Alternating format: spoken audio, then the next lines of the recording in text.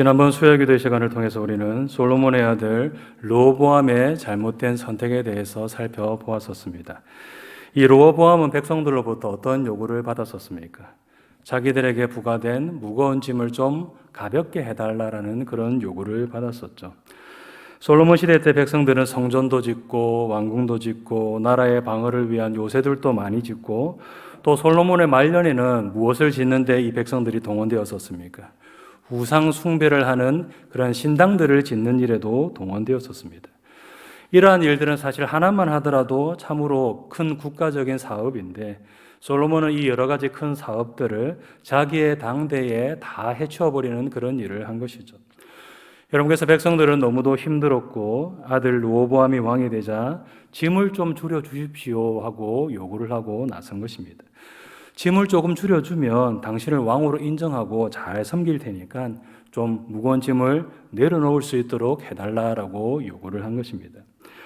여러분들 르호보암은 어떻게 하였습니까? 오히려 아버지 솔로몬 때보다 더 무겁게 너희들을 다스리겠다라고 엄포를 놓는 일을 하였습니다. 아버지가 너희들을 채찍으로 다스렸다면 나는 너희들을 전갈 채찍으로 다스리겠다 이렇게 엄포를 놓는 일을 한 것이죠. 여러분께서 백성들은 그 말을 듣고 실망하여서 르호보암을 버리고 여로보암이라는 사람을 새로운 왕으로 추대하여서 반란을 일으켜버리고 말았습니다. 말 한마디에 천냥빚을 갚는다라는 그런 말이 있는데 이 르호보암은 말 한마디 잘못하여서 나라의 절반을 잃어버리는 그런 일을 당하고 만 것이죠. 여러분 이런 중요한 일이 있을 때에 먼저 누구에게 물어보아야 한다고 말씀드린 적이 있습니까? 바로 하나님께 먼저 물어보아야 된다라고 그렇게 말씀드렸었죠. 이런 중요한 일을 결정하면서 당연히 하나님께 먼저 물어보고 하나님께 지혜를 구하는 일을 해야 되지 않겠습니까? 여러분들 르호보암은 그렇게 하지 않았습니다. 하나님께 물어보는 대신에 사람을 먼저 찾아가서 물어보는 일을 한 것이죠. 또 자기의 생각과 다르다고 하더라도 지혜로운 말을 받아들이는 일을 해야 되는데 이 르호보암은 그렇게 하지 않았습니다. 신하들이 한 지혜로운 말을 자기의 입맛에 맞지 않는다고 하여서 그것을 거부하고 받아들이지 않는 일을 하였죠. 여러분께서 그는 결국 잘못된 선택을 하고 말았고 나라의 절반을 잃어버리는 큰 일을 당하게 된 것입니다. 여러분처럼 지난번 수요기도 시간에 우리는 르호보암의 잘못된 선택에 대해서 살펴보았는데 이 오늘 본문에는 또 누구의 잘못된 선택을 볼 수 있느냐? 여로보암의 잘못된 선택을 볼 수 있습니다. 이 르호보암과 여로보암은 분열 이스라엘의 첫 번째 왕들인데 이 둘이 각각 시작부터 잘못된 선택을 하고 있는 것을 오늘 본문을 통하여 볼 수 있는 것이죠. 자, 그러면 여로보암은 어떤 잘못된 선택을 하였을까? 오늘 본문을 통하여 한번 살펴보도록 하겠습니다. 오늘 본문에는 어떤 내용이 나오는가 하면 여로보암이 우상을 만들어서 적극적으로 장려하는 그런 내용이 나옵니다. 오늘 보면 28절에서 29절을 보면 이렇게 말씀하고 있습니다. 우리 함께 읽겠습니다.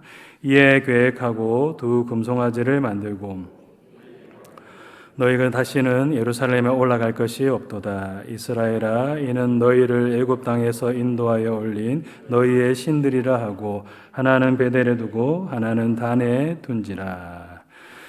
여로보암이 금송아지를 만들어서 베델과 단에 두었다라고 말씀하고 있는데 여러분 이 금송아지 어디서 나옵니까? 출애굽기를 보면 금송아지가 나오죠. 이 모세가 시내산에 올라갔을 때에 아론과 백성들이 금송아지를 만들고 그 금송아지를 향하여서 저 금송아지가 하나님이다 라고 하면서 그 우상을 섬기는 일을 한 것을 볼 수 있는데 이 여로보암이 또 어떤 일을 하고 있느냐? 바로 그와 같은 금송아지를 만들어서 하나님이다 라고 하면서 백성들로 하여금 섬기도록 만들고 있는 것을 볼 수 있습니다. 하나님은 십계명의 말씀을 통하여서 어떤 말씀을 주셨습니까? 어떤 형상도 만들지 말고 그것들에게 절하지 말고 그것들을 섬기지 말라라는 말씀을 주셨는데 이 말씀에도 불구하고 이 여로보암은 어떻게 하였느냐? 금송아지 형상을 만들고 그 금송아지를 향하여서 하나님이다라고 하면서 섬기도록 만드는 일을 한 것입니다.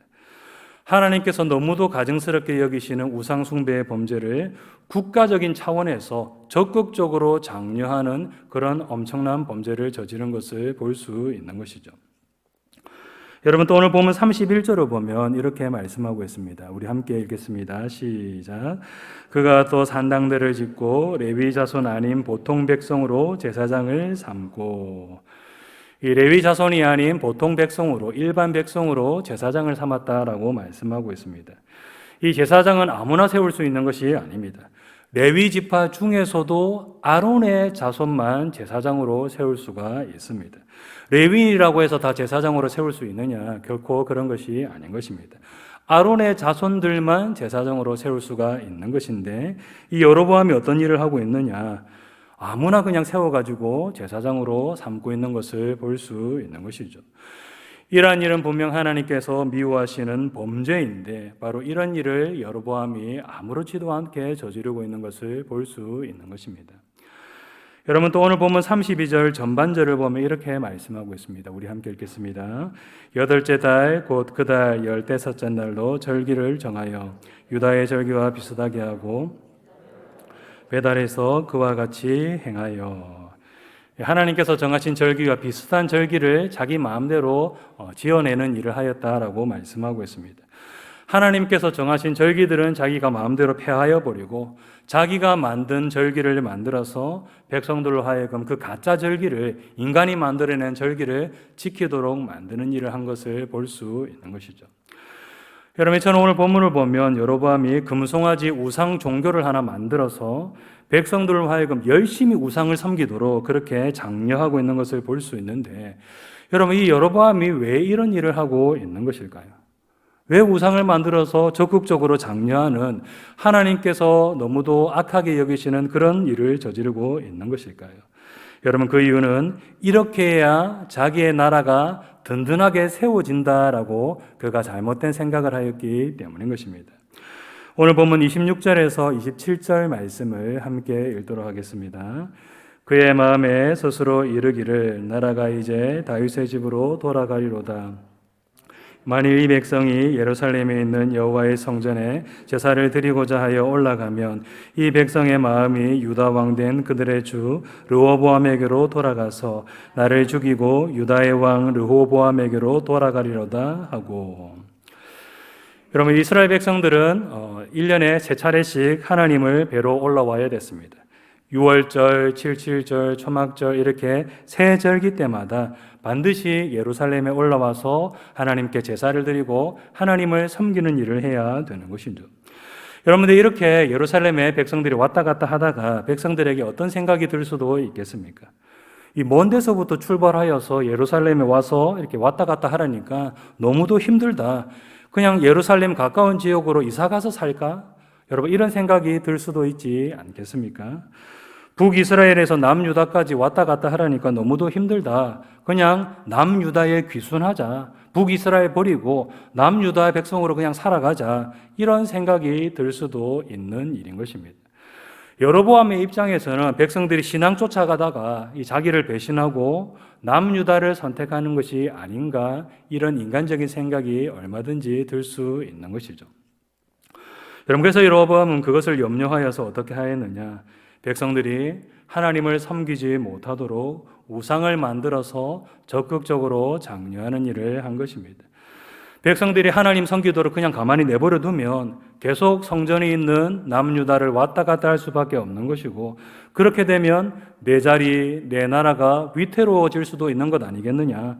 백성들이 남유다로 내려가지 못하도록 종교를 하나 새롭게 만들자. 그래서 이 백성들이 북이스라엘 안에서만 종교를 섬길 수 있도록 그렇게 만들자. 여로보암은 이렇게 생각하고 우상을 만들고 적극적으로 장려하는 일을 한 것입니다. 이렇게 해야지 자기의 나라가 든든하게 세워지리라라고 생각하고 이런 일을 벌린 것이죠. 여러분, 어떻습니까? 우리 성도님들이 보시기에는 이 여로보암의 선택, 잘한 선택 같습니까? 아니면 굉장히 잘못된 선택 같습니까? 물어보나 마나 이것은 굉장히 잘못된 선택인 것이죠. 여러분, 인간적으로 생각할 때는 이런 생각 얼마든지 들 수 있습니다. 백성들이 하나님을 섬기기 위해서 계속 남유다를 왔다 갔다 하다 보면 마음이 남유다를 향할 수 있다라는 그런 생각이 얼마든지 들 수 있는 것이죠. 인간적인 관점에서는 이런 생각, 이런 염려 얼마든지 들 수 있는 것입니다. 여러분, 그러나 그렇게 하면 망할 것처럼 보이지만은 백성들이 하나님 잘 섬기도록 만들면 결국 나라는 누가 세워주시는 것입니까? 바로 하나님께서 세워주시는 것입니다. 인간적으로 볼 때는 백성들이 예루살렘에 왔다 갔다 하다 보면 마음이 그쪽으로 넘어갈 것 같다라는 염려가 들 수도 있겠지만은, 그렇게 하면 망할 것처럼 보이지만은 결코 망하지 않는 것입니다. 왜 망하지 않습니까? 하나님께서 망하지 않도록 그렇게 만드시기 때문인 것이죠. 그럼 하나님은 일찍이 여로보암에게 어떤 말씀을 주셨는가 하면, 다윗과 같이 하나님의 율법과 규례를 잘 지켜 행하면 하나님께서 왕위가 견고하게 되도록 만들어주겠다라는 말씀을 주셨습니다. 열왕기상 11장 37절에서 38절 말씀 우리 함께 읽겠습니다. 내가 너를 취하리니 너는 내 마음에 원하는 대로 다스려 이스라엘 위에 왕이 되되, 내가 만일 내가 명령한 모든 일에 순종하고 내 길로 행하며 내 눈에 합당한 일을 하며 내 종 다윗이 행함같이 내 율례와 명령을 지키면 내가 너와 함께 있어 내가 다윗을 위하여 세운 것 같이 너를 위하여 견고한 집을 세우고 이스라엘을 내게 주리라. 아멘. 하나님께 순종하고 하나님을 잘 섬기는 일을 하면 하나님께서 나라가 든든하게 세워지도록 만들어 주신다라는 말씀을 하나님은 진작에 여로보암에게 주셨습니다. 여로보암을 북이스라엘 왕으로 세우실 때에 바로 이 말씀을 주신 것이죠. 나라가 든든하게 세워지는 것, 이것이 사람의 손에 달려있는 것이 아니라, 너의 손에 달려있는 것이 아니라 하나님의 손에 달려있다. 그러니 하나님을 잘 섬기는 일에 너는 열심을 내도록 하여라. 이 말씀을 하나님은 진작에 여로보암에게 주신 것입니다. 여러분, 그러면 여로보암이 어떤 선택을 하였더라면 참으로 좋았겠습니까? 백성들로 하여금 하나님 잘 섬길 수 있도록 그렇게 만드는 일을 하였다면 참으로 좋았을 것입니다. 비록 인간적으로 볼 때에는 그렇게 하면 망할 것처럼 보이지만은, 하나님께서 역사하실 것을 믿음으로 바라보면서 하나님을 잘 섬기도록 만드는 쪽을 선택했어야 되는 것입니다. 여러분, 그러면 하나님께서 말씀하신 대로 하나님께서 이 여로보암의 나라가 든든하게 세워지도록 그렇게 만들어 주셨을 것이 틀림없는 것이죠. 여러분들, 여로보암은 하나님의 역사를 바라보지 못하고 어떻게 하였습니까? 그냥 눈에 보이는 대로 보고 판단하는 일을 하였습니다. 이 백성들이 예루살렘에 왔다 갔다 하다 보면 마음이 돌아서는 것 아닌가, 그냥 눈에 보이는 대로 생각하고 눈에 보이는 대로 판단하는 일을 하고 만 것이죠. 말씀대로 순종하면 하나님께서 역사하신다, 이것을 믿음으로 바라보고 판단하는 일을 해야 되는데, 여로보암은 그냥 눈에 보이는 대로 보고 판단하고 잘못된 선택을 하고 만 것입니다. 여러분, 그래서 그 결과로 결국에는 어떻게 되는 것을 볼 수 있느냐? 그 왕위가 결국 오래 가지 못하고 2대 24년 만에 결국 이 여로보암의 왕조가 망하게 되는 것을 볼 수 있습니다. 자기가 한 22년 동안 왕노릇 해먹고 자기의 아들이 한 2년 정도 해먹다가 반란이 일어나서 결국 이 여로보암의 일가가 모두 죽임을 당하는 끔찍한 일이 일어나게 되는 것을 성경을 통하여서 확인할 수가 있는 것이죠. 믿음의 눈을 가지고 하나님의 말씀대로 하였더라면 하나님께서 그 다윗과 같이 왕조가 오래 갈 수 있도록 만들어 주셨을 것인데, 믿음의 눈으로 바라보지 못하고 인간적인 선택을 한 결과로 결국 완전히 망하게 되었더라라는 것을 볼 수 있는 것입니다. 여러분, 이처럼 믿음의 눈으로 보지 않고 믿음의 선택을 하지 않으면 결국 어떻게 되게 되어 있는가 하면 망하게 되어 있는 것입니다. 인간적으로 이것이 옳은 것 같아, 인간적으로 볼 때 이것이 좋은 선택인 것 같아, 이렇게 눈에 보이는 대로 판단하고 선택하며 그렇게 살다 보면 결국 망하게 될 수밖에 없다라는 것이죠. 여러분, 성경을 보면 이렇게 눈에 보이는 대로 판단하고 선택하였다가 완전히 쫄딱 망한 한 사람을 볼 수 있는데, 그는 누구인가 하면 바로 아브라함의 조카인 롯입니다. 여러분, 성경을 보면 어떤 사건이 나옵니까? 아브람과 롯의 가축대가 너무 많아서 둘이 분가를 해야 되는 그런 상황에 놓인 것을 볼 수 있죠. 그때 아브람이 롯에게 어떤 말을 합니까? 네가 좌하면 내가 우하겠고 네가 우하면 내가 좌하겠다라고 선택권을 이 롯에게 양보하는 것을 볼 수 있습니다. 여러분, 그때 롯은 어떤 땅을 선택합니까? 소돔 땅을 선택해서 그 땅으로 들어갑니다. 여러분, 소돔 땅이 어떤 땅입니까? 너무도 타락한 땅이지 않습니까? 동성애를 비롯하여서 온갖 음란한 일이 벌어지는 그런 타락한 땅인데, 그래서 결국에는 하나님의 심판을 받게 되는 그런 땅인데, 롯이 어떤 땅을 선택해서 들어가느냐? 바로 이 소돔 땅을 선택해서 들어가는 것을 볼 수 있는 것입니다. 여러분, 그럼 이 롯은 왜 소돔 땅을 선택하였느냐? 창세기 13장 10절을 보면 그 이유에 대해서 이렇게 말씀하고 있습니다. 우리 함께 읽겠습니다. 이에 롯이 눈을 들어 바라본즉 소알까지 온 땅에 물이 넉넉하니 여호와께서 소돔과 고모라를 멸하시기 전이었으므로 여호와의 동산 같고 예굽 땅과 같았더라. 어떻게 말씀하고 있습니까? 그 땅에 물이 넉넉하고 여호와의 동산과 같고 예굽과 같았더라라고 그렇게 말씀하고 있습니다. 여러분, 애굽 땅은 참으로 물이 풍부한 땅입니다. 나일강이 있기 때문에 물이 풍부하여서 농사를 짓기에도 참으로 좋은 땅이고 목축을 하기에도 참으로 좋은 땅이 애굽 땅인 것입니다. 그래서 결론적으로 말하자면 이 애굽 땅은 어떤 땅이냐? 농사와 목축업을 하면서 잘 먹고 잘 살 수 있는 땅이 바로 애굽 땅이다라는 것입니다. 애굽 땅에 들어가면 잘 먹고 잘 살 수 있고 부자가 될 수 있는 그런 땅인 것이죠.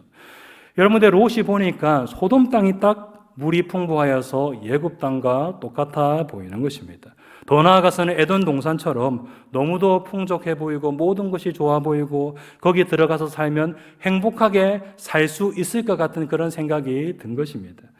여러분께서 롯은 어떤 땅을 선택하였느냐? 바로 소돔 땅을 선택한 것입니다. 잘 먹고 잘 살고 싶어가지고 부자 되고 싶어가지고 행복하게 살고 싶어가지고 그 땅을 선택해서 들어간 것이죠. 여러분들, 그 땅이 인간적으로 볼 때는 좋은 땅이지만 영적으로 볼 때는 그 땅이 어떤 땅입니까? 너무도 안 좋은 땅입니다. 앞에서도 말씀드렸듯이 소돔은 타락하고 음란한 땅이었습니다. 그래서 그 땅에 들어가면 영적으로 그 땅의 백성들과 함께 타락할 수밖에 없는 땅이고 또 함께 망할 수밖에 없는 땅이 바로 소돔 땅인 것입니다. 여러분들, 롯은 눈에 보이는 대로 보고 판단하여서 결국 소돔 땅을 선택하는 어리석은 선택을 하고 말았습니다. 믿음의 눈으로 그 땅을 바라보고 그 땅을 선택하지 말아야 되는 것인데 그냥 눈에 보기 좋은 대로 보고 판단하고 그 땅을 선택하는 잘못된 선택을 하고 만 것이죠. 여러분, 그래서 성경을 보면 결국 롯이 어떻게 되는 것을 볼 수 있습니까? 쫄딱 망하고 목숨만 겨우 건져가지고 겨우 나오게 되는 것을 볼 수 있습니다. 부자 되려고 그 땅에 들어갔는데 재산 하나도 제대로 건지지 못하고 몸만 겨우 건져가지고 빠져나오게 되는 것을 볼 수 있는 것이죠. 여러분, 그리고 롯의 아내는 어떻게 됨을 볼 수 있습니까? 두고 온 재산이 아까워가지고 뒤를 돌아보았다가 소금 기둥이 되고 마는 것을 볼 수 있습니다. 하나님은 분명하게 그 땅을 돌아보지 마라, 아까워 여기지 마라, 그 땅 다시 쳐다보지 말라라고 말씀하셨는데 그 두고 온 재산이 아까워서 뒤를 돌아보았다가 결국 하나님의 저주를 받아서 소금 기둥이 되고 마는 것을 볼 수 있는 것이죠. 여러분, 그리고 롯의 두 딸은 또 어떻게 되는 것을 볼 수 있습니까? 그 타락하고 음란한 소돔의 문화의 영향을 받아서 소돔 사람들과 완전히 똑같은 그런 악한 사람이 되고 말았고 아버지에게 술을 먹이고 아버지와 동침하여서 후손을 남기는 그런 범죄를 저지르는 것을 볼 수 있는 것입니다. 부자가 되어서 행복하게 살려고 그 땅에 들어갔는데 재산도 잃어버리고 아내도 잃어버리고 딸내미들도 다 버려버리고 쫄딱 망해서 나오게 되었더라라는 것을 볼 수 있는 것입니다. 여러분, 이처럼 눈에 보이는 대로 보고 판단하며 인간적인 선택을 하면 어떻게 되느냐? 이렇게 망하게 될 수밖에 없는 것입니다. 우리들도 마찬가지인 것이죠. 여로보암처럼 롯처럼 눈에 보이는 대로 좋은 대로 판단하고 선택하면서 살면 결국 그들처럼 잘못된 선택을 할 수밖에 없는 것이고 그들처럼 망하게 될 수밖에 없는 것입니다. 여러분, 그래서 우리는 어떻게 해야 되는가 하면 눈에 보이는 대로 판단하는 것이 아니라 믿음의 눈으로 바라보고 믿음의 선택을 하는 일을 우리는 해야 되는 것입니다. 이렇게 하면 망할 것 같은데 또는 이렇게 하면 잘 살게 될 것 같은데 그냥 눈에 보이는 대로 보고 판단하는 일을 해서는 안 되는 것입니다. 인간적인 눈으로 볼 때는 이렇게 하면 망할 것처럼 보이지만은 하나님의 말씀대로 할 때에 하나님께서 역사하신다라는 그런 믿음의 눈을 가지고 바라보고 선택하는 일을 우리는 해야 되는 것입니다. 인간적으로 볼 때 이런 선택을 하면 반드시 망해 보이는 그런 선택이라고 할지라도 하나님의 말씀에 순종할 때에 하나님께서 결코 안 망하게 만드신다. 하나님께서 오히려 망하지 않고 흥하게 만드신다. 이것을 믿음으로 바라보면서 믿음의 선택을 하며 살아가는 그런 삶을 우리들은 살아가야 되는 것입니다. 여러분, 이제 말씀하도록 하겠습니다. 눈에 보이는 대로 판단하고 선택하는 것이 아니라 믿음의 눈으로 바라보고 믿음의 선택을 하는 일을 우리는 해야 합니다. 우리 성도님들이 이것을 기억하시고 믿음의 눈으로 바라보고 믿음의 선택을 함으로 하나님의 복을 받아 누리게 되는 우리 모든 성도님들 다 되시기를 주님의 이름으로 축복합니다.